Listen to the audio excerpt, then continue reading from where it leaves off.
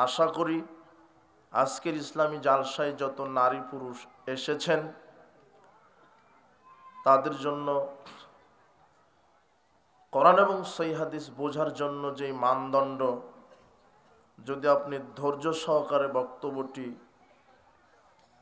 শোনেন, চেষ্টা করেন বোঝার, তাহলে আপনি ইসলামের সঠিক রূপটা বুঝতে পারবেন। আল্লাহ সুবহানাহু ওয়া তাআলা আমাদের সেই সঠিক বুঝটা দান করুন।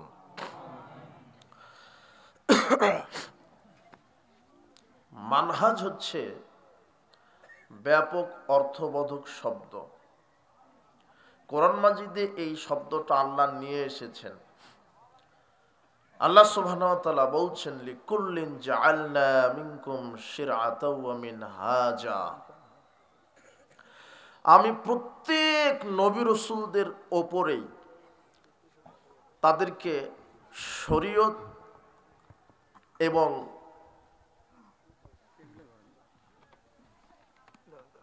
দিক নির্দেশনা প্রদান করেছিলাম। প্রত্যেক নবী রাসূলদেরকে আমি এক একটা শরীয়ত, এক একটা দিক নির্দেশনা প্রদান করেছি।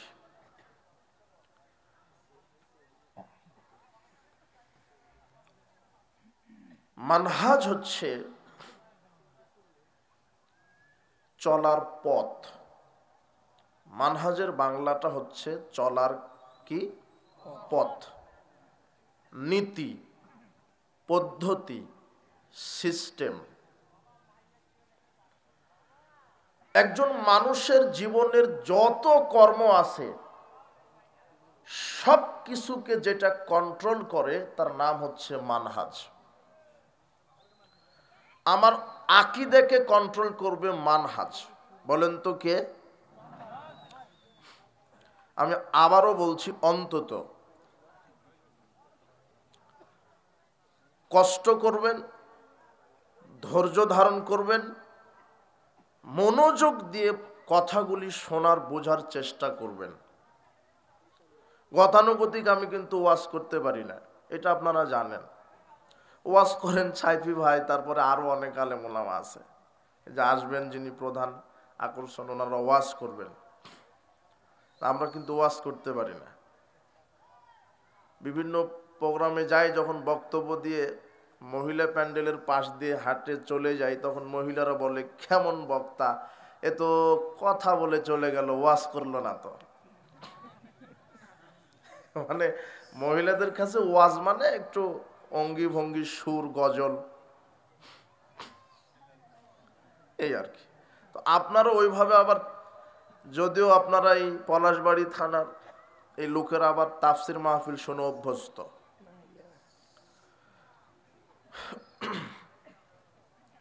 খুব খেয়াল করেন, একটু কষ্ট স্বীকার করবেন। আজকে মানহাজটা কি এটা বুঝতে হবে, না হলে আপনার ঈমান আমল সব ধ্বংস হবে।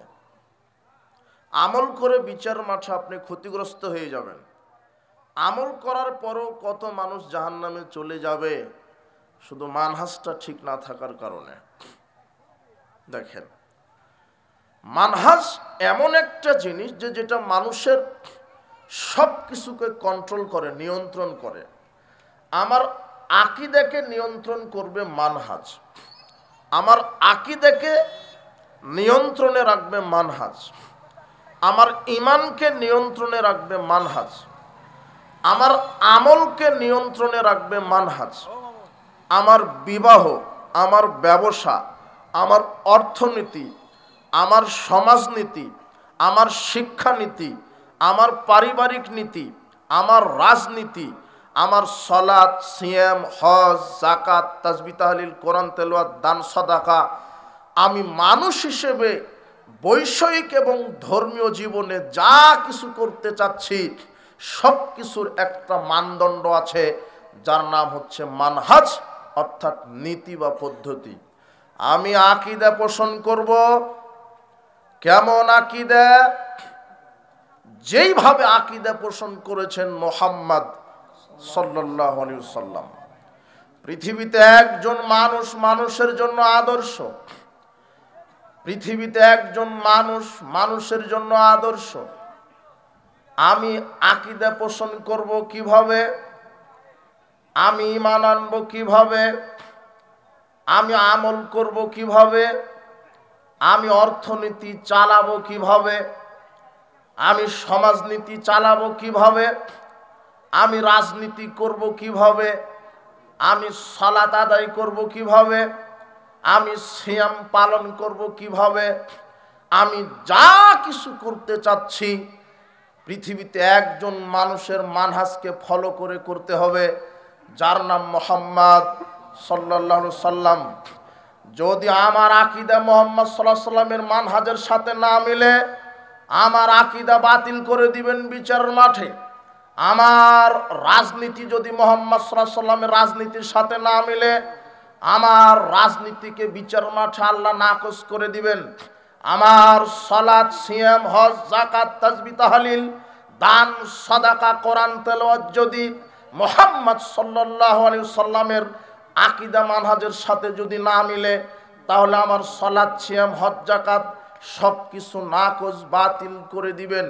আল্লাহ বলছেন, ফাইন আমানু বিমিসলি মা আমানতুম বিহি ফাকাদ ইহতাদাউ। সূরা বাকারা 137 আয়াত। আল্লাহ বলছেন, পৃথিবীর মানুষ তোমরা ঈমান আনো ওইভাবে যেইভাবে মুহাম্মদ সাল্লাল্লাহু আলাইহি সাল্লাম ঈমান এনেছে। আল্লাহ বলছেন, ফাইন আমানু বিমিসলি মা আমানতুম বিহি। আল্লাহ বলছেন মুহাম্মদ সাল্লাল্লাহু আলাইহি সাল্লাম, আপনি যেইভাবে ঈমান আকীদা পোষণ করেছেন, আপনার সাহাবীগণ যেভাবে ঈমান আকীদা পোষণ করেছে, ওইভাবে যদি সারা পৃথিবীর সব মানুষের আকীদা আপনাদের মতো হয়, তাহলে সবাইকে আমি হেদায়েত দান করব। আমার আকীদা হতে হবে রাসূল সাল্লাল্লাহু আলাইহি সাল্লামের মতো, সাহাবীদের মতো। কাদের মতো? আমাদের আকীদা।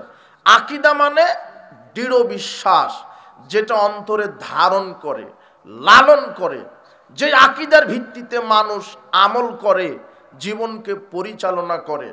দেখেন, সবাই বিশ্বাস করে, সবাই কোনো না কোনো আকীদা পোষণ করে, কিন্তু আকীদা পোষণ করেছেন আপনি, ঈমান আনয়ন করেছেন আপনি, কিন্তু আপনার আকীদা, আপনার ঈমান রাসূল সাল্লাল্লাহু আলাইহি সাল্লাম এবং সাহাবায়ে কেরামের মতো হতে হবে। এ কথা আল্লাহ বলছেন। আল্লাহ বলছেন, ওয়াস-সাবিকুনাল আউয়ালুনা মিনাল মুহাজিরিন ওয়াল আনসার। ঈমান আনয়নে অগ্রবর্তী হয়েছেন সাহাবীগণ। যারা আল্লাহ রাসূলের সাহাবী, তারা ঈমান আনয়নে অগ্রবর্তী হয়েছেন। ওয়াল্লাযীনা তাবাউহুম বিহসানির রাদিয়াল্লাহু আনহুম ওয়া রাদু আন। এবং তারাও ঈমান আনয়নে অগ্রবর্তী হবে। ঈমান আনয়নে অগ্রবর্তী হয়েছে যারা সাহাবীদেরকে সনিষ্ঠভাবে অনুসরণ করেছে। সাহাবীদেরকে অনুসরণ করা লাগবে। আপনাকে কাদেরকে অনুসরণ করা লাগবে? সাহাবীদেরকে। আপনার আকীদা মানহাজ কাদের মতো হবে? সাহাবীদের মতো। আল্লাহ এই কথা বলছেন। আল্লাহ সুবহানাহু ওয়া তাআলা সূরা তাওবার 100 নম্বর আয়াতে এই কথা বললেন, সাহাবীদেরকে অনুসরণ করতে বললেন। সূরা নিসার 115 আয়াতে আল্লাহ বলছেন, ওয়া মান ইউশাকিকির রাসূলা মিন বাদি মা তাবায়্যানা লাহুল হুদা ওয়া ইয়াত্তাবি গায়রা সাবিলিল মুমিনিন নুওয়াল্লিহি মা তাওয়াল্লা ওয়া নুসলিহি জাহান্নাম ওয়া সাআত মাসীরা।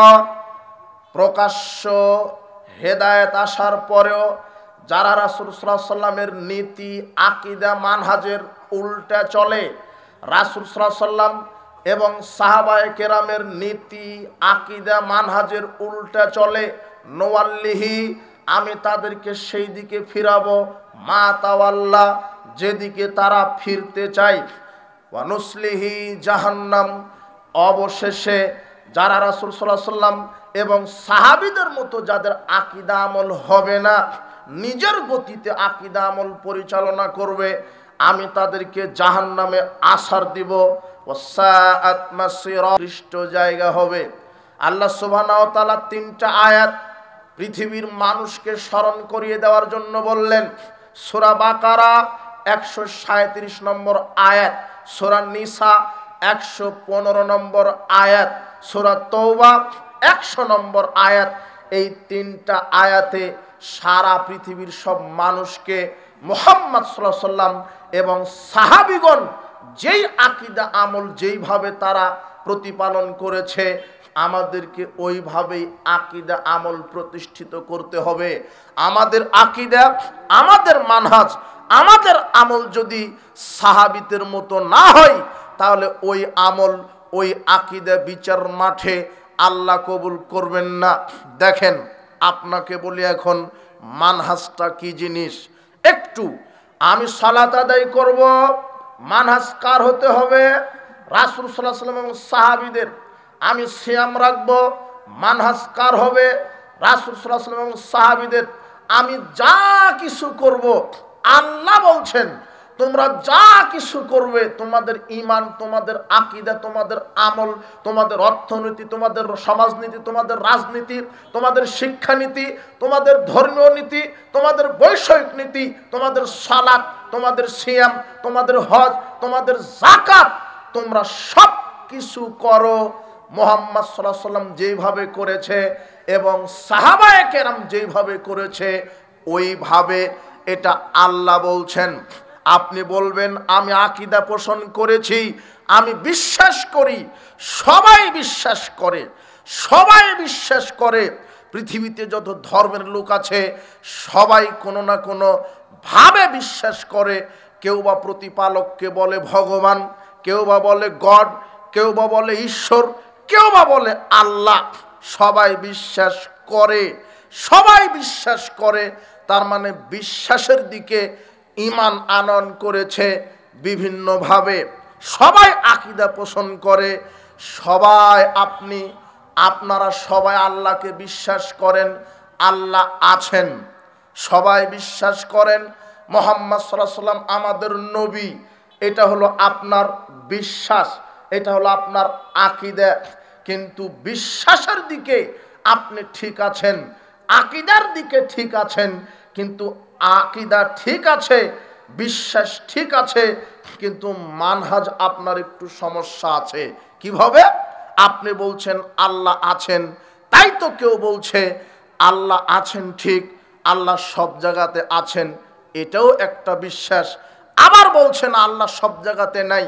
কেউ বলছে আল্লাহ সব জায়গাতে আছে সত্তাগতভাবে, এটা একজনের বিশ্বাস। আবার কেউ বলছে না আল্লাহ আরশের উপরে সমুন্নত হয়েছেন, এটা একজনের বিশ্বাস। সবাই তো বিশ্বাস করলেন, কিন্তু এখানে কারো মানহাজ ঠিক, কারো মানহাজ ঠিক নয়। যারা বলছেন আল্লাহ সব জায়গাতে আছেন, তারা একটা বিশ্বাসের ভিত্তিতে বলছেন।